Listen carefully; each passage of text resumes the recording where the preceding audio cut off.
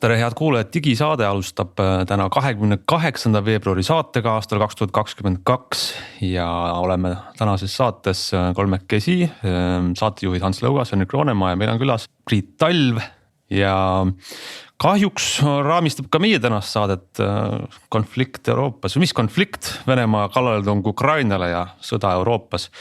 Ja saate teemad, mis meil on ritta pandud, on kõik lähtuvad kahjuks sellest samast ühest sündmusest, mis on viimastele päevade jooksul lahti rullunud. Ja püüame vaadata selle peale, kuidas internetis info sõjategevuse kohta levib, kuidas sellest aru saada, kuidas seda kontrollida, kuidas veenduda, et see, mis me näeme, on õige või ei ole.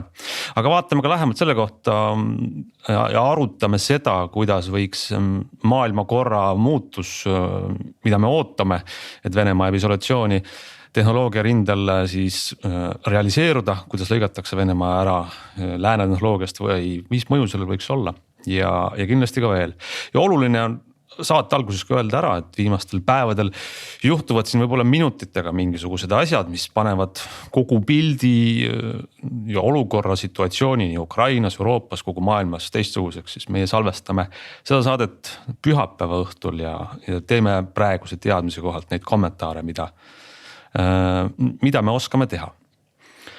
Aga alustame siis võib-olla esiteks meie saatekülalisega. Priit Talv on, Priit, sa töötad Riigikantselei strateegilise kommunikatsiooni osakonnas, aga sa oled, miks me sind kutsusime siia, et sa oled ekspert ja koolitaja sellises valdkonnas, millel on hea lühend OSINT, et kes teab seda lühendit, sellel lööb tulukas ära, ma kes ei tea, siis tuleb vist alustada sellest, et räägi korra lahti, mis selle 5-tähelise lühendi OSINT taha peitub?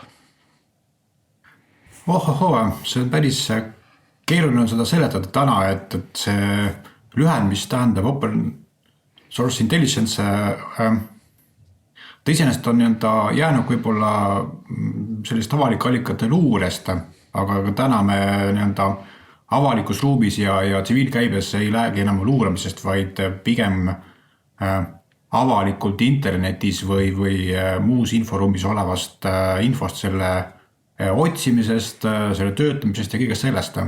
Et ja täna ta pigem ongi üks kasulik oskus igasugusele tavalisele keskmisele inimesele, et mismoodi infot kontrollida, olgu selleks siis pilt, video või lihtsalt ka võib-olla pisut täpsem guugeldamine, et see kõik täna OSINTale käib ja luurestus sai väga kaugel. Mis sina, Priit, mis sinu seos sellega on, et kas sa oled nagu selline, ma ei tea, jälgija ja huviline, nagu meie Hansuga oleme tehnoloogia huvilised ja jälgime, eks ole, mis toimub ja siis räägime sellest või mõnikord ka koolitame või sa oled ise ikkagi kättpidi kuidagi sees selles? Ma ei ole selles kättpidi sees rohkem kui, et ma olen samasugune huviline nagu teie. Ma mingil hetkel aastaid tagasi sattusin puhtalt enda huvist selle valdkonna peale ja see hakkas mulle sobima ja mingil hetkel kogunes seda oskust nii palju, et ta jagus ka teistele edasandmiseks, et ma olen teinud üsna mitmeid praktilisi OSINT koolitusi, et mismoodi siis avalikus ruumis seda infot kätte saada. Ja me räägime ainult avalikest allikatest, mis on kõigile kättesaadavad. No me tänase saate võib-olla siis jagame, ma ei tea, kas 2 saab öelda, et me räägime sellest, et mis see OSINT on ja kuidas me sellise Ukraina sõja kontekstis seda OSINTi rolli võiksime vaadata, eks, ja mida me sellest õppida võiksime. Ja kindlasti suur osa meie saatest, ma arvan, võiks minna ka selle peale, et vaadata üleüldse sellise nagu ma ei tea, interneti või võib-olla ka laiemalt tehnoloogia või selle IT nagu osa, mis paistab meile täna välja, et mis rolli see nüüd siis ühes 21. sajandi sõjas nagu päriselt mängib, eks, et seal on ka huvitavaid nagu tähelepanekuid. Aga Hans, sa oled juba 2 korda üritanud midagi küsida ja ma olen sul sõna ära lõignud. Meil on väike ajavahe, sellepärast me sõnumid jõuavad viivitusega Hansuga üksteiseni. Priidult tahtsin küsida, et kas sa oled ka viimastel päevadel olnud silmini ja veel sügavamalgi selles avalikest allikatest pärit info sees nagu mina ja ma arvan, et väga paljud teised inimesed Eestis ja üle kogu maailma. Ehk see, kuidas sa vaatad seda, mis on nüüd Ukraina sõjas see pilt infoallikates, kui oled sa selles kogu aeg sees? Ma olen selles nii palju, kui igapäevatööst aega üle jääb, aga jah, see nii-öelda, meil tegelikult ju rullub meist mitte väga kaugel, aga ka mitte ka ülearu lähedal üks väga selgelt sõjaline konflikt ja me saame sealt infot erinevate allikate kaudu, et kui me jätame kogu selle tavalise meedia kõrvale, siis ma arvan, et suurem osa infost tulebki läbi erinevate sotsiaalmeediakanalite ja tahame või taha, et seal see info pannakse sisse nii tavaliste inimeste poolt kui ka inimeste poolt, kes on seda infot panemas võib-olla ühe või teise poole nii-öelda infosõjalistest eesmärgist lähtuvalt.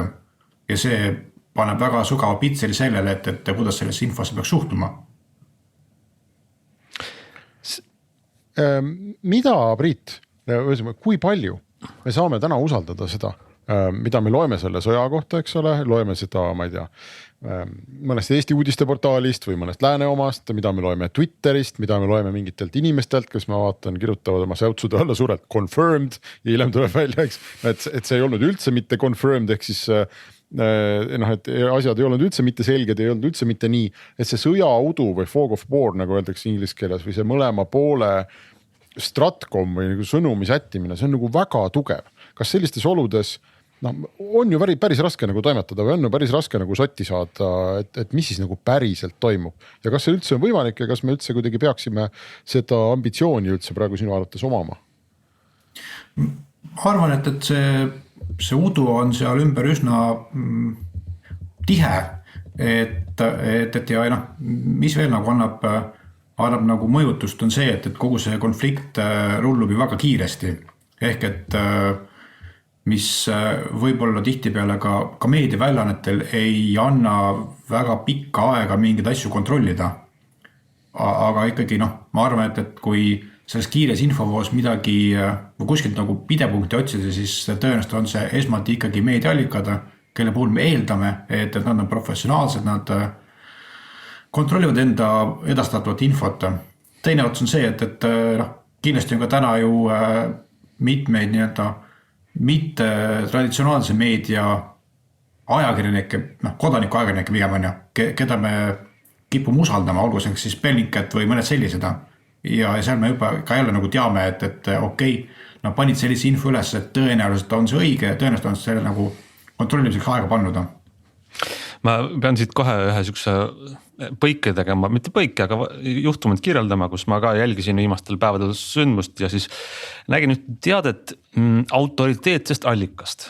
Eesti ühelt Euroopa Parlamendi saadikult, kes siis levitas ühte sellist lõime info kohta, mis pärineb justkui Vene Föderatsiooni juhtkonnast, millised on meeleolud, arvamused sealt. Jagasin seda hoogsalt kaasa, kuna tundus oluline info ja ka autoriteetne allikas, kuni läks siis 12 või 24 tundi mööda ja jõudsin järgmise sellise kommentaarini, mille andis Arik Toller, kes on siis üks Bellingcati selle levitaja, kes ütles, et see info, mida see on väga aktiivselt levinud, pärineb väga-väga kahtlasest allikast ja ei tea üldse, kas see on tõsi. No mis mina selle peale tegin, ma mõtlesin, olen juba nii-öelda patu sooritanud, mis siis teha, siis ma vähemalt kommenteerisin uuesti, et jagasin ennem, aga nüüd ma arvan, et see oli, ma enam ei usu, et see oli väga õige info. Mis sa, Priit, ütled, mida teha sellises olukorras, kus käsi on meil klaviatuuri päästikul ka võib-olla käib nagu liiga kiiresti ära ja kuidas sellises pidevalt muutuvas olukorras õige käituda on? Ja see on väga raske olukord, ma arvan, et see, mida ma soovitan, see kindlasti ei ole nagu populaarne, et ikkagi pigem nagu võtta see näpp sealt klaviatuuri pealt ära ja korra nagu mõelda, et okei, sa praegu nii-öelda postitasid valeinfot on ju, sa pärast kommenteerisid peale, aga ma arvan, et nii mõlem nii-öelda kumbki tegevus aitas selle asja levikule kaasa ja see on alati see nii-öelda negatiivne pool asjal, et kui me ka lähme nagu asja paremaks tegema, siis me tegelikult lükkame seda palli nagu veel kaugemale. Et ma küll soovitan, et kui, see tegelikult on ju väga nii-öelda üldlevinud soovitus, et kui miski asja on nagu väga vahva ja hullult skandaalne, siis pigem hinga rahulikult sisse, võtta näpp klaviatuuri pealt ära ja mõtle kaasa ja vaata, kas on nagu adekvaatne. tegelikult ta töötas ju. Ja, aga Hans, sa juba avasid ühe huvitava Pandora laeka, milleni ma tahtsin jõuda ise ka väga hea, et saab minna selle teema juurde. Minu jaoks ikkagi eelmised sellised sõjalised konfliktid, mis maailmas on toimunud või võib-olla rohkem meie õuele lähedal, on ka olnud sellised, aga mitte kunagi nii suures mahus kui praegu ei ole see konflikt minu meelest lahti rullunud paralleelselt füüsilises maailmas ja seejärel virtuaalses ja mitte isegi nagu laiemalt virtuaalses mulle tundub, vaid Twitteris. Mulle tundub, et Twitter on teine sõjatanner ja tegelikult esimene infotanner, et esimesed igasugused teadaanded, ametlikud avaldused, ükskõik mis riigi mingitelt poliitikutelt ülekanded, kõik on Twitteris.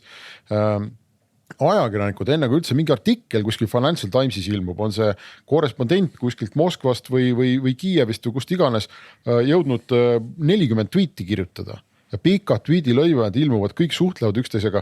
See on palju nagu parem mingisugusele tarbijale, sellisele nagu infohullule tarbijale, on see palju parem info ammutamise viis kui ükskõik mis uudisteportaal. See käib reaalajas, sekundite täpsusega sisuliselt ilmuvad ju need sõnumid sinna ja videod sellest, mis lahinguväljal toimub. Ja Vene inforuumi ma Twitteris väga ei jälgi, aga see, mismoodi ukrainlased seal nagu toimetavad, kuidas ilmuvad sinna ju videod, lühikesed telefoniga filmitud klipid, intervjuud sõjavangidega, telefoniga filmitud klipid puruks lastud venelaste mingitest kolonnidest, tankidest, see, mis toimub, ma ei tea, hetkel Kiievi kohal, kuidas pommitatakse. See on ikkagi täiesti reaalajas nagu kogu selle tegevuse ülekandmine ja oma sõnumi sättimine ja mulle küll tundub, et okei, me tahame seda niimoodi uskuda ja meie ehk siis lääs on nagu selgelt Ukraina poolele asunud, eks, ja kindlasti need ajakirjanikud, kes nii justkui peaksid olema neutraalsed, eks, on väga selge, et nad seda ju ei ole oma sisimas ja ongi väga raske olla. Et see kõik kokku moodustab sellise väga suure, väga võimsa pasuna, hüüupasuna, mis nagu ühest küljest ta jagab nagu infot reaalajas, eks ole, ja teisest küljest ta ka nagu kuidagi võimendab üksteist. Ja mulle tundub, et ukrainlased on seda erakordselt hästi ära kasutada osanud ja oma sõnumi seal nagu erakordselt hästi liikvele saanud. Ma ei tea, Priit või Hans, kuidas teil nagu jälgijana mulje on olnud? No see kindlasti ongi üks täiendav lahingupidamise koht, et õnneks ta Eesti või Euroopa puhul laiemalt ei ole lahinguväli, kus oleks kõik tavainimesed kohale, et seal ongi arvamusliidrid, aga kui sa nagu vaatad teistpidi, et kus ka näiteks toimetab siis Vene trollivabrike, et see on ka eeskätt Twitter ja kui vaatad veel nagu statistikat, et siis paar aastat tagasi oli üldteada väide, et Twitteris 15% on trolle või botte siis sellisel juhul, kes on nagu automatiseeritud. Et mõtle nagu numbrite peale, iga 6 on mingisugune valemängija automaat, kes teeb midagi. Ja see, et sinna ka võib-olla nagu idanaabri poolt kuhjatakse need mängijaid, see näitab selle mängu välja olulisust mingis teatud etapis, jah. Ja see on väga oluline, mis te mõlemad ütlete, et ma osaliselt olen Henrikuga nõus, et see on tõesti erakordne, kuidas meil silme all rullub lahti ja ma üritasin kasutada ära kõiki Telegrami võimalusi, mida ma tean, mis on Ukrainas väga levinud platvorm info levitamiseks, aga Twitter tundub kõige efektiivsem siiski olevat. Aga ma olen niisuguse kaalukeelel selles osas, et kas olla nagu hukkamõistev, kaasanoogutav või neutraalne selles osas, et kuidas Ukraina kasutab Twitterit infosõjaks. Et kindlasti nad kasutavad Twitterit hästi edukalt selleks, et oma strateegilist sõnumit maailmale öelda, oma riiki kriisist päästa. Selles on nagu, ma olen täiesti nõus, et see erakordne, kuidas president, kes on ju nendel endine, kuidas öeldagi, inimene, kes tuleb tööstusest ja valdkonnast, kus info ja sõnumi seadmine on nagu kõige tähtsam. Ja nüüd osutunud suurepäraseks liidriks, näha on, et kasutab seda kommunikatsiooni väga tähtsalt ära. Küll aga ma Priit, see on küsimus sulle, et kas sa oled ka märganud või näinud seda, et minnakse teatud mingist piirist üle selles Ukraina infosõjas ja selle piiri all pean ma silmas seda, et sa esitad ikkagi valesid fakte või infot vales kontekstis või manipulatsiooni. Ma mõtlen, see on see infosõda, mida nagu Vene Föderatsioon tihti teeb, et mis on ikkagi väga nagu jõhker. Kas Ukraina poolelt on näha selliseid võtteid? Ma ei ole seda selle pilguga jälginud, aga ma küsin sulle vastu, et kui su sõnum saab olla paarsada tähemärki pikk või mingisugune 10 sekundit pikk, et siis kui palju seda konteksti mahub? No jah, väga küsimus. See on väga väike ju, et noh. Aga näide, me vaatame kaadreid puruks lastud soomukitest ja meile serveeritakse näiteks sellisena, et need on siis okupatsiooniväed, mis on nagu tagasi tõrjutud.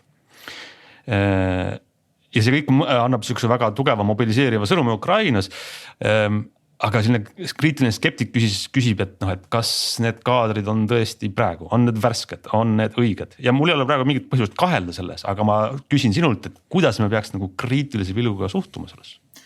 No väga lihtne, siis kui see kriitik näeb sellised kaadrid, siis hakaku selle kujutuse pealt nagu tagasi minema, et vaatame, et mis koht see on, kus kohas see kaardi peal asub, kas see on see, millest räägitakse, mis tehnika seal on, üritada tuvastada see aeg ära, et millal see tehtud on, et tegelikult need kõik ju idee pärast võiks saada sealt pildi pealt kätte ja siis üritada nagu kõrvutada, kas see info, mida selle pildi kõrvale öeldi või video kõrvale vastab sellele, mida see pilt ise nagu tegelikult oma dataga räägib sulle.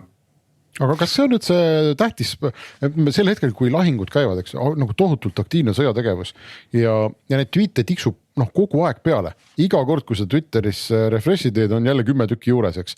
Et on ju selge, et sellistes oludes ka maailma meedias üldse on väga vähe neid inimesi, kes hakkavad seda lahti võtma, eks, et kas see mingi puruks lastud tank on tänane või eilne või 5 aasta vanune, et kui sa lihtsalt annad kogu aeg peale eesmärgiga oma strateegilist sõnumit levitada, siis osa nendest võib olla tänane, osa võib olla 5 aasta tagune ja vahet pole, eks, et ajakirjanikele kogu maailma üldsusel on nii kiire, hiljem süvenetakse ja kui hiljem tuleb välja, et mõned kaadrid olid valed, et see selleks, eks, et see on ikkagi, mis ma tahtsingi enne öelda sellega, et see sõda käib kahel rindel, et seal Twitteris käib ka sõda ja käibki selle üle, eks, kes siis suudab nagu maailma tähelepanu hoida ja selle, ma arvan, et kellelgi ei ole aega puurida neid videoid ja ma arvan, meil on ka kohatu võib-olla ukrainlasi süüdistada selles, et me ise teeks ju samamoodi või ma loodan, et me teeks. Ma arvan, et see on igasuguse sõjataktika üks osa, et ja tahame või taha, et see on ikkagi aastatega järjest rohkem läinud inforuumi poole kaldu, et sealne sõda on sama oluline või võib-olla mingis hetkes ka nagu olulisem, kui see päris nagu maa peal toimub sõda. Ja ma olen ka nõus ja sellega ma tulen tagasi sinna igaks juhuks, et olesti mõistmist ei ole, et ma praegu ei näe küll põhjust arvata midagi, et Ukraina, kes oma riiki väga vapralt kaitsnud, Ukraina inimesed kuidagi infot võltsivad. Mis mul oli ma olen täitsa kindel, et nad võltsivad seda nii, et läheb. Ja veel kord, et neil on raske seda ette heita, eks, aga ma olen kindel, et seda müra on seal ikkagi väga palju. Aga jõuaks, ütleme, kas me jõuame äkki kuidagi mingi sellise mõne paari konkreetse näpunäiteni meie kuulajale, kes istub infonäljas ja kes tahab võib-olla edasi minna. Et me vaatame seda, mida näiteks see Bellingcat, mis tegeleb avaliku allikate põhjal uurimisega teeb, see tundub nagu natuke must maagia ja samas ütlevad, et see on ju iga ühele avalik. Et Priit, kuidas sina nagu läheksid ühte mingit juhtumit siis analüüsima, kui sa näed ükskõik, mis olukord on see pilt või video, mis need vahendid on, sa juba viitasid korra, et uurida seda fotot või neid kaadreid ja kõrvutada mingi kaardiga. Kas see on lihtsalt Google Maps, mis on abiline või mis sammud seal veel oleks? Eks sa tegelikult ju ikkagi, halb uudis on see, et ühtegi sellist kõike hõlmavat tööriista või kaugele aitavat tööriista ei ole, et see on ikkagi käsitöö ja ükskõik, kas me räägime pildist või me räägime video kontrollimisest, siis see on ikkagi nii-öelda kujutiste kontrollimine, on see siis tagurpidi pildi otsinguga või on see mingisuguse nii-öelda asukoha otsinguga, detailide otsinguga, et sa hakkadki nii-öelda pildi pealt otsima siis mingit iseloomulikke märke, objekte, mingisuguseid maamärke ja nii-öelda üritad selle panna siis tagurpidi kuskile nii-öelda maastiku peale nagu paika, on ju. Või siis teine nii-öelda, mida tasub ka nagu esimese asjana teha, ongi jällegi tagurpidi pildi otsing, et kas sama kujutis on olnud varasemalt kuskil kasutusele. Ja see aitab päris palju, et ka täna ju, mitte täna, aga nii-öelda viimastel päevadel on palju Vene poolt publitseeritud materjali tegelikult kusagilt varasemalt pärita ja võimalik leida ja seotada mingite varasemate sündmustega. Et see on täiesti tavaline taktika ja seda peaks nagu esimesena tegema. Nii et selles mõttes on see selline esimene hügieenitase, et vaadata üle, et kas see materjal, mis esitatakse uue pähe, on ka tegelikult uus ja värske ja mitte kuskilt mujalt üles võetud. Kas see tavaline Google'i pildi otsing võimaldab mul seda, et ma panen ühe pildi või on selleks üks eraldi otsingumootor ka? Võib-olla oskad mõne konkreetse linki anda? Tegelikult on niimoodi, et kõigi suuremad otsingumootorites on ka tagurpidi pildi otsing sees, mis võimaldab siis nii-öelda ette antud pildi, on see siis arvutis või on see mingisugune pildi link, otsida need tagurpidi vasteid. Ja need on sees nii Google'is, Bingis, Yandexis, aga peab kohe ära ütlema selle, et iga otsingumootor on seda enda nüansiga lahendanud. Et üks otsingumootor, mis nii-öelda näiteks väga hästi otsib erinevaid hooneid või asju, et siis ta jällegi ei toimeta inimeste piltidega niivõrd hästi. Et kahjuks Yandex, mis on nii-öelda idanaabri otsingumootor, et see on üsna võimekas ka näiteks inimeste otsimisel. Aga et nii-öelda jah, kui tule nagu tagasi, et siis vähemalt nagu enne seda sõda, et oli üsna pikk periood, kus sellised konflikti videod kippusid uuesti üles tulema erineva kontekstiga. Ja see oli nagu, see oli üsna nagu valdava. Aga video puhul on, kas see formaat on raskem, et selle puhul videootsingut ei ole või? Ta tegelikult ei ole, et jah, videootsingut paar tükki on, aga nad ikkagi tähendavad seda, et see video võetakse sul kaadriteks lahti ja otsitakse tagurpidi pildi otsiga neid kaadreid mingisuguse intervalliga. Et jällegi sealt pealt kas siis mingid hooned või mingid asju. Priit, räägi meile see lahti. Minu jaoks, kes ma ju elan ka sotsiaalmeedias väga palju, oli see kuidagi suur üllatus ja ma ei olegi ka tegelikult nagu saanud kogu selle jama keskel aega, et seda põhjalikumalt uurida. Kui oli see Putini kõne või see video, et kus ta selle rünnaku välja kuulutas, siis mäletatavasti otsiti üles selle video mingisugune metadata ja öeldi, et ta salvestas selle juba 3 päeva tagasi, eks.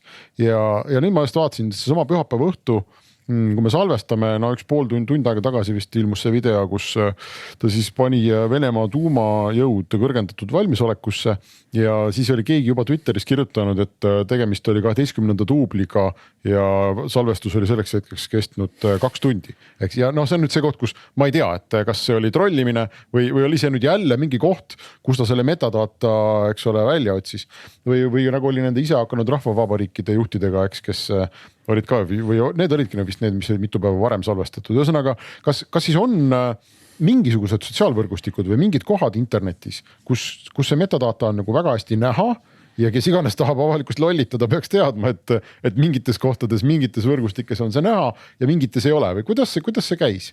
Jaa, et kui ma nüüd ei tea seda tänast konkreetset case'i, aga kui vaadata paar päeva tagasi, siis 24. hommikul, kui seda kuulutati, siis pool päeva liikus info, et see on salvestatud 21. ehk siis 3 päeva varem, aga see lükati üsna kähku ümber, sest see info algne postitaja oli eksanud.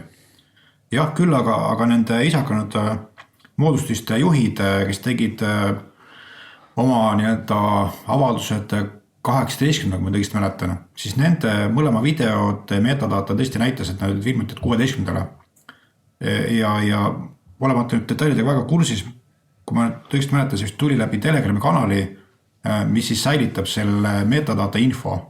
Et noh, me teame ju kõik, et see metainfo on igas failis sees ka piltides, aga kahjuks on see, et näiteks suuremad sotsiaalmeedia platvormid võtavad sellised välja ja pakivad pildi uuesti, see on läinud. See Telegram on üldse ju väga huvitav koht, eks. Mina olen kogu aastaid juba vaadanud seda haipi, et tegemist on tohutult privaatse mingisuguse võrgustikuga. Ma olen ülikahtlaselt seda vaadanud, sest no nii palju kui tehnilist kirjeldust selle Telegrami taga on ju olnud võimalik jälgida, et noh, kõik IT-turva spetsialistid ütlevad, et midagi väga turvalist seal ei ole ja nüüd siis see metadata asi veel ka.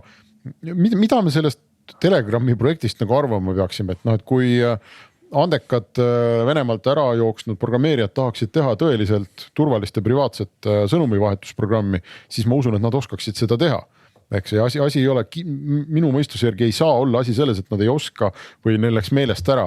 Et see tundub nagu midagi muud või mida arvatakse sellest Telegramist, mis asi see selline on? No siin ma võin ainult arvata, et ma ei tea seda. Me kõik arvame. Jah. Aga mis see skripteerisse puutub, siis olemata Telegrami ekspert on kuskilt kõrva jäänud, et selleks, et see asi oleks skripteeritud, pead sa vajutama nuppu, mis skripteerib, et kõiki nupule vajutamiseni on krüpteerimata. Aga et jah, ei noh, nende ju üks nii-öelda tugevus või siis tugevus jutuvärkides ongi see krüpteerimise mingisugune lahendus, millest ma ekspert ei ole. Ma võib-olla vahendan siin päev või 2 tagasi jagas konkureeriva äpi Signali looja sellise lühikese kommentaari sellesse hoiatuse Telegrami suhtes, mille sisu lühikokkuvõte oli see, et kui sa võtad uue telefoni ja logid uuesti sisse oma Telegrami kontole, siis näed sa järsku seal kõiki oma varasemaid sõnumeid, pilte, asju, mis on nagu väga lihtne viide sellele, et see on lihtsalt vana hea server, kuskil on üks Telegrami server, kus kõik su asju hoitakse ja siis see äpp lihtsalt laeb need alla, mis ütleb, et kes iganes serverile ligi pääseb, see saab kõigega sinu piltidele ja varasematele sõnumitele ligi. Ja nüüd põhjust me ei tea, aga ma arvan, et see põhjus on tihti lihtlabane kulude optimeerimine, et niimoodi võib lihtsam seda asja hoida.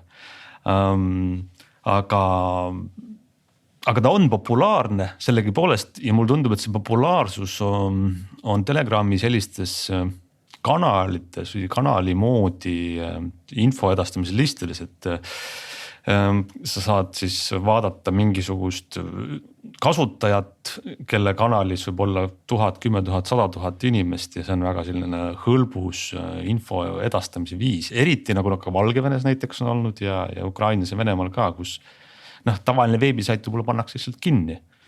Ja nüüd ka tegelikult viimastel päevadel on ju sellesama Ukraina sõja valguses on Venemaal endal, kui me räägime korraga Venemaast, on läinud ju elu veel raskemaks nendel, ütleme siis ausatel ja vapratel Vene inimestel, kes on sõja vastu, on Putini vastu ja tahavad infot vahetada ja saada.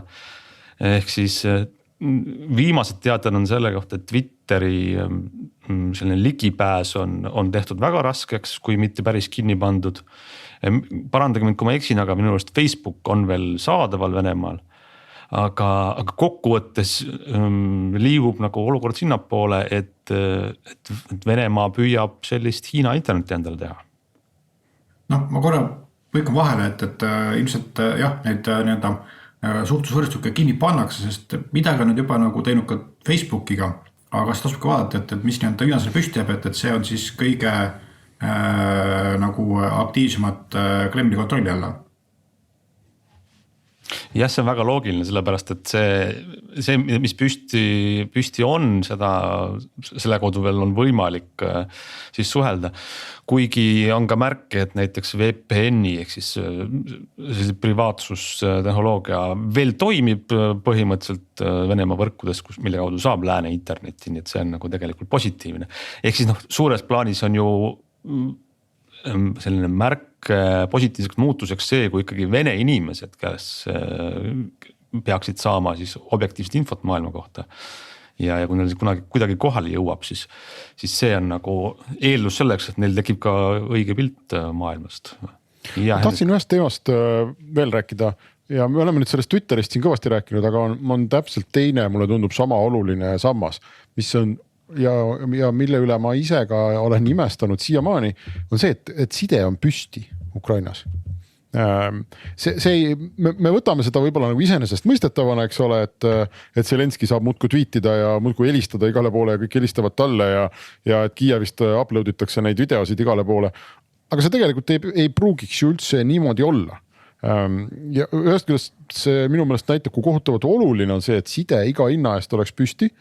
Teisest küljest see ilmselt näitab sellise kärgside mingis mõttes nagu tugevust võib-olla, et mingid antennid ka mõne kortermaja või hoone katusel on õhku lennanud, eks, et siis teised antennid nagu töötavad edasi.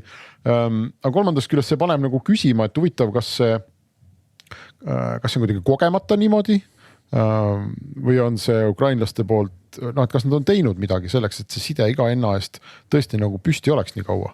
Ma ei tea, mis teie arvate, minul ei ole vastust. Kui sa vaatad mingid varasemaid konflikte viimastest aastatest, siis ei ole ka vähe praktikaid, kus rünnaku puhul läheb side paremaks, ehk siis tuuakse täiendav võimekust juurde, et see side ikkagi nagu olemas oleks, sest seda on vaimist mõlemale poolele. Kas sa arvad, et venelastel on praegu vaja, et Kiievis oleks mobiilside püsti või? No võib-olla oleks vaja, ma ei tea. Mina ka ei tea, aga jah, ta on püsti ju. Püsti ta on, teadaolevalt. See on väga õige tähelepanek, sest et see on nagu äärmiselt, ma ütleksin, et võib-olla see on väga palju mõjutanud seda maailma avalikku arvamust selle kohta, et mis seal Ukrainas toimub tänu sellele, et üsnagi reaalajas pilt on ees ja see info levib. Ma huvi pärast natukene uurisin neid katkestusi, et on olnud sellised regionaalsed internetiteenuse pakkujate katkestused, kus ilmselgelt on saanud mingi sidekeskus füüsilise löögi või õhku lennanud, et siis info ei liigu, aga laias pildis see liigub. Ja mis on huvitav sellest samast valdkonnast veel, et kui me vaatame korra ikkagi, kuidas liigutavad ennast Ameerika tehnoloogiaettevõtjad, kes tegelikult ju vaatavad oma sellist lõpuks oma eelarvet ja oma seisu enne kui sekkuvad poliitikusse, siis Elon Musk ütles, et on käivitanud Ukraina kohal Starlinki teenuse. Et isegi kui kohalik ja mitte ainult, vaid pannud sinna teele ka mingi minule vähemasti mitte teada oleva arvu neid ruutereid, eks. Et see Starlinki teenus ei ole see, et sa teed oma arvuti või telefoni lahti ja nüüd on sul kosmose internet, vaid sul on ikkagi eri seadmeid vaja ja neid ta sinna ka saatis, ma ei tea, kas nad kohale on jõudnud. See oli teine nagu huvitav moment, eks, et me siin Hans rääkisime nädal või 2 tagasi sellest Euroopa Liidu kosmose interneti projektist. Ja siis mina ütlesin, et minu meelest on hea, kui põhimõtteliselt selline asi on tagataskus olemas, eks, et mis iganes juhtub, et siis mingit kaudu sa nagu ikkagi maailma ligi saada. See tõesti tundub seal Ukraina konfliktis nagu nii kohutavalt oluline olevat, sest muidu keegi nagu midagi ei teaks, jah. Et loodame, et see niimoodi nagu edasi ka püsib, eks. Et ma ei tea, kus ukrainlastel need majad on. Jah. Aga eks ta ilmselt ka nagu sõltub jällegi nagu konfliktist, et kui on mingisugune, ma jällegi oletan, et kui ta on mingi selline väiksema territooriumi peal rulluv konflikt, siis õnnestub neid erinevaid postitajaid ka kuidagi kas läbi enda kanalite kontrollida, aga täna keegi käib nagu praktiliselt üle terve Ukraina sõjategevus, et kus need Ukraina poole postitajad on ikkagi nagu ülekaalus, et aga siit muide hargneb veel üks eraldi teema edasi, et kui meid kõiki on šokeerinud see, et see on nagu konventsionaalne sõda on puhkenud, aga sellega paralleelselt ei ole olnud näha nagu väga ränka sellist kübersõda. Ja eriti ei ole palju seda kuulda olnud, et oleks näiteks ründav pool suutnud välja lüüa Ukraina siis sellist digitaalset taristut. Küll aga on nagu vähemalt siis võimendatud, rohkem on näha neid, kuidas on antud vastulöök Venemaale üsnagi primitiivsel näol võib-olla, aga levinumad veebiväljaannete riigiasutuste veebilehed on siis selliste ummistusrünnatega tehtud kättesaamatuks Venemaal. Aga kuidas teil on mulje jäänud, et kas te olete näinud, et see kübersõda oleks olnud väga lokkav? tundub midagi nagu suurt ei ole veel nii-öelda sõja käigus seisma pandud, et aga võib-olla siin on ka üks nii-öelda toetav moment see, et Ukrainas tegelikult on konflikt käinud 8 aastat ja me oleme selle perioodi jooksul näinud ju erinevaid katsetusi, et kuni ju nii-öelda elektrijaamade välja lülitamiseni on ju, aga et loogika ütleb, et see, et mitu korda saad sa ühe viirusega elektrijaam välja lülitada. Sul on väga õige tähelepanek, et seal on selline väga karm eelmäng on juba ära käinud, ütleme maailmas võib-olla ei teagi, kas on riike, kus on nii kõva konflikt juba ära olnud. Ja sellega kõigega seoses me oleme siin nüüd rääkinud, kui oluline on olnud internet ja kui oluline on olnud üldse igasugune selline virtuaalmaailm oma sõnumi edastamiseks, siis teisest küljest ma absoluutselt nõustun. Ma ei mäleta, kumb teist seda siin praegu ütles välja või vihjas sellele, aga kübersõja mõttes ei ole me ikkagi midagi eriti huvitavat minu arvates näinud. See, et mingisugused vist lääne häkkerid, eks ole, tegid saidi, kuhu logides iga inimene võib anda oma väikse panuse Kremli ja muude Venemaa saitide vastastes DDoS rünnakutes ja nende maha hoidmises on ju. Priit, jah, kas ma valetasin või? Ei, räägi lõpuni, mul oli üks kommentaar ainult, aga. No jaa, okei. Ja ei, ma lihtsalt tahtsin öelda, et see on nagu okei, eks, aga kujutame nüüd ette, kui palju tegelikult saaks teoreetiliselt teha seal kübermaailmas. Alustame kas või sellest, et Venemaas ise riiklikult telejaamad on endiselt eetris, eks. Et kui me kujutame ette tulemusliku kübersõja või ütleme küberrünnaku sihtpunkti, siin üleeile õhtul või see häkkerite rühmitus Anonymous ütles, et nad häkkisid Venemaa telekanalid ja need edastavad nüüd nagu pilti sellest vene inimesele, mis päriselt Ukrainas toimub. See küll mingit erilist kinnitust minu arvates ei leidnud, et see võib-olla oli see hästi korraks, nii võib-olla ei olnud üldse, võib-olla oli mõnes väikses telekanalis, aga ma ei ole küll mitte kusagilt näinud kinnitust, et üleriiklikult oleks see nagu pikalt niimoodi olnud. Jah, et Kremli ja need saidid vist on siiamaani maas või olid vähemasti väga pikalt maas, aga seda ütleme sellist nagu reaalselt ikkagi küberlöögi võimekust me vist kummaltki poolt, ma arvan, näinud ei ole. Mingid suuri lekkeid, mingisugused paljastusi, suuri häkkimisi ja ma arvan, et sellel on ikkagi reaalne põhjus on see, et ega häkkimine võtab aega, eks, kui me räägime nendest õngitsusrünnakutest, see ei ole nii, et me täna tuleme kokku ja 2 tunni pärast oleme me kuskil Vene telejaama maha võtnud, eks neid asju söödetakse, planeeritakse ikkagi tihti peale väga pikalt ette, et selle teenuse tõkestuse DDoS-i rünnaku jah, sa saad peale tellida põhimõtteliselt 5 minutiga. Aga kui me räägime ikkagi kuhugi reaalselt sisse minemisest, see ikkagi niimoodi ei käi, aga seda me ei ole ka antud konflikti puhul näinud. Priit, saaksid ütlema midagi selle lehe kohta, kus on võimalik... Ei, ma pigem tahtsin korra nagu markeerida seda Venemaa telekanalite pildi vahetust, et jah, sellest on nagu räägitud ja muidugi seda ulatust on nagu raske kommenteerida, sest see ei pruugi nagu meieni jõuda. Aga selle pealt tundub, et tänu muu maailma häkkeritele võibki see küberrünnaku ots või küberrünnak käia mitte nagu Ukraina territoorium, vaid nagu Venemaa territooriumina. Jah, see on õige tähelepanek, et ma ise võib-olla laiendan, kes võib-olla kuulajatest ei tea, siis on ringlevad lingid sellistele veebilehtedele, mida igaüks oma arvutis avades ja ei midagi rohkem ei pea tegema, siis see veebileht on niimoodi programmeeritud, et ta asub tegema päringuid levinevate Venemaa selliste väljaannete asutuste veebilehtede vastu ja olles üks tilk meres, siis aitab ummistusrünnatega neid blokeerida. Ja siinkohal me peame muidugi ütlema ka, et kas Läänes, Eestis sellises tegevus osalemine on päris legaalne, see on väga suure küsimärgi all, ilmselt õigusekspert võib sellele anda ka vastuse, et ei, mina siinkohal seda julge anda. Aga fakt on, et sellised lehed on olemas, need levivad ja neid kasutatakse. Aga võib-olla meil on veel võimalus arutada ka seda ka, et mis Venemaa, me ei tea praegu, mis edasi saab, on ju, keegi ei tea ja me kõik loodame parimat. Küll aga mida me juba teame on see, et lääne riikide valitsuste reaktsioonid on olnud väga ootamatult ühtsed. Ja üks selle mõju on ka see, et on nagu Venemaad lõigatakse ära ülejäänud maailma majandusest, vähemalt lääneriikide majandusest. Ka tehnoloogiafirmad on siin saanud sanktsioone ja bloki. Näiteks ma lugesin, et Intel ja AMD seoses Ameerika kehtestatud sanktsioonidega enam ei saa vähemalt teatud tüüpi kiip Venemaale tarnida. Ja võib-olla nendel ei ole otsene mõju nagu päeva pealt või minuti pealt, aga pikemaajaliselt. Mis Henrik Priit teie arvamus on, et kas nii-öelda tehnoloogia, ressursside, teenuste, kaupade poolest Venemaad ära lõigates, kas üldse mõjutab kuidagi Venemaad või pigem mõjutab see lääne riike, ettevõtteid? Keeruline öelda selles suhtes, et kui mõtleme nagu natuke laiemalt, et siis kui mitut tehnoloogiafirmat, mis on pärit Venemaalt, me teame. No Yandexit sa mainisid.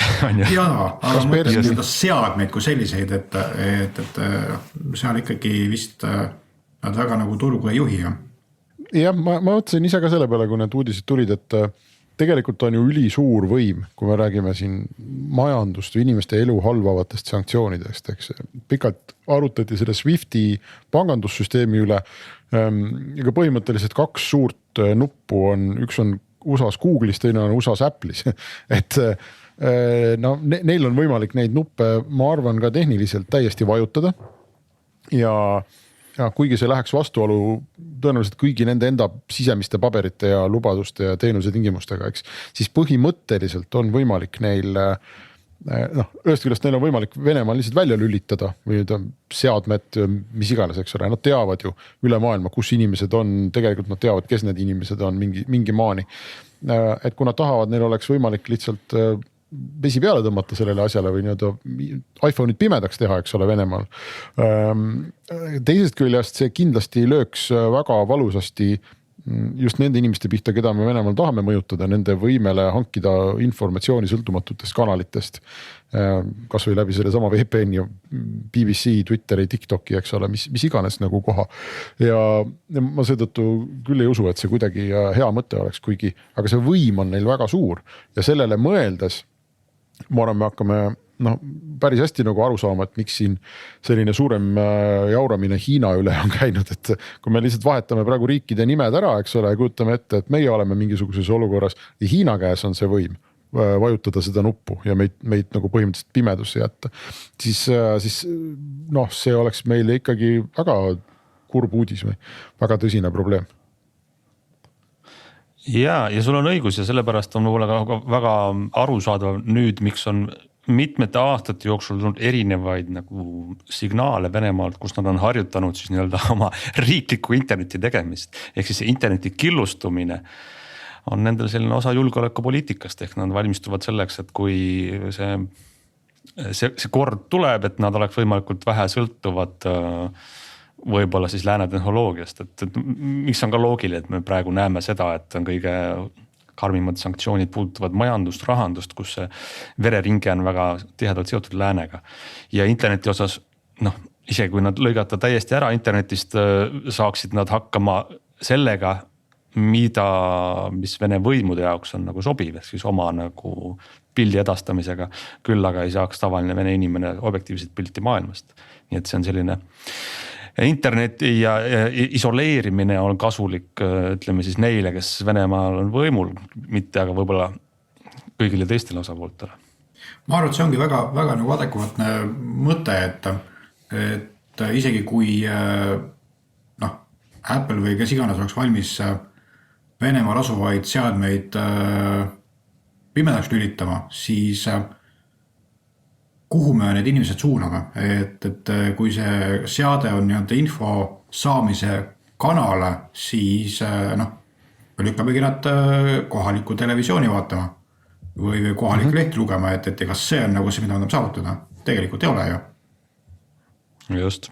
et põhimõtteliselt peaks iPhone langevarjuga alla viskama Venemaal. Just ja eelistallitud õigete VPN-i profiilide ja äppidega ja. No jah,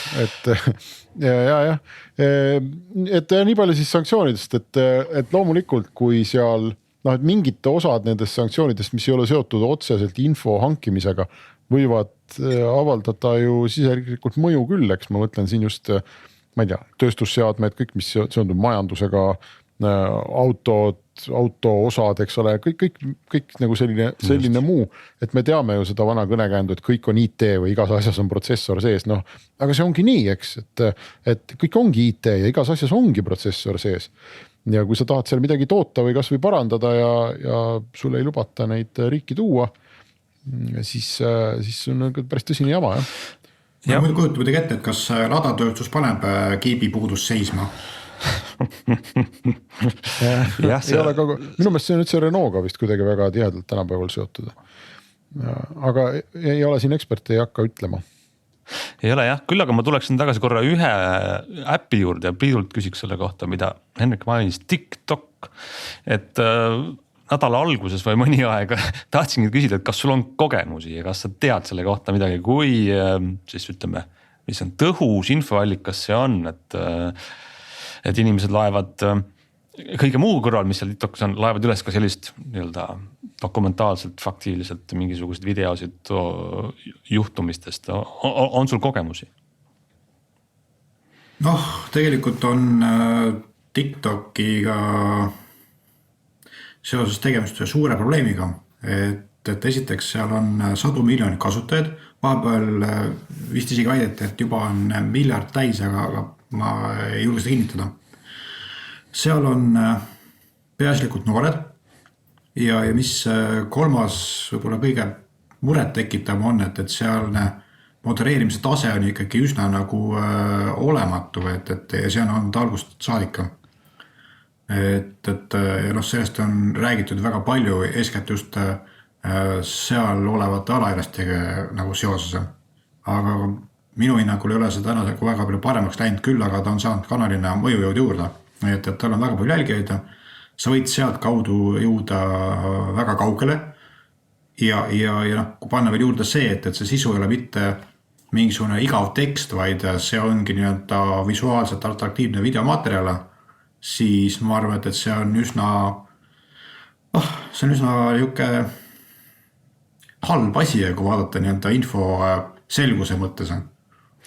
Ja mul tundub, et sa tegid päris hea kokkuvõtte praegu sellest probleemist ja tegelikult mis on see nagu, miks me sellest räägime, on see, et ta nagu populaarsus on ikka tohutult kasvav ja kui me ei näe, et seal on nagu võimalik või ütleme, et seal lihtsalt ei levi väga selline info, mis on kuidagi kontrollitud, kureeritud, vaid pigem algoritm sõidab sulle alati ette asju, mis on populaarsed ja samas selle äpi kasutus on väga levinud, siis tekib küsimus on ju, et kas TikTok on koht, kus saab adekvaatset infot või on ta varem või hiljem tekitab meile mingi probleemi, millest peame rääkima, kui see on nagu uus valeinfo levimise kanal.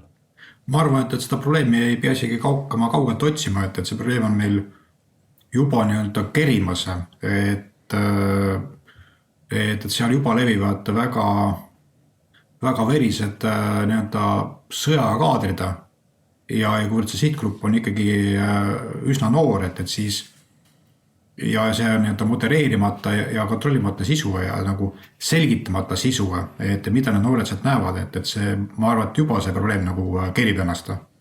Et kuidas seda nagu lahendada, on viimased paar päeva olnud ju Eesti meeles ka juttu sellest, et kuidas nii-öelda noortele selgitada kogu seda sõda.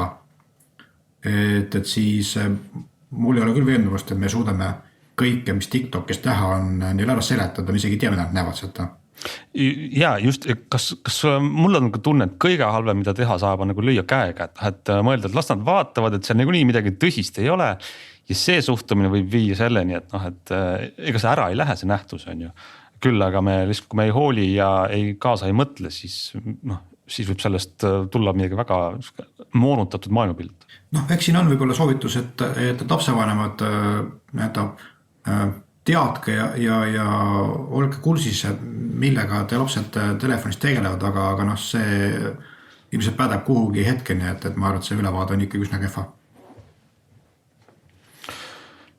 Nii on, mul tundub, et me tänane saade 28.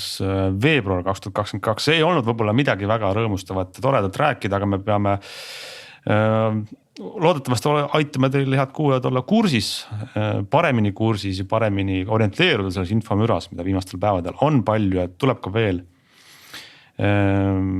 Aga omalt poolt tõmbame saate kokku ja ütleme suure tänu Priit Talvele ja kõigile kuulajatele ja lubame olla tagasi järgmiste uudistega juba nädala aja pärast.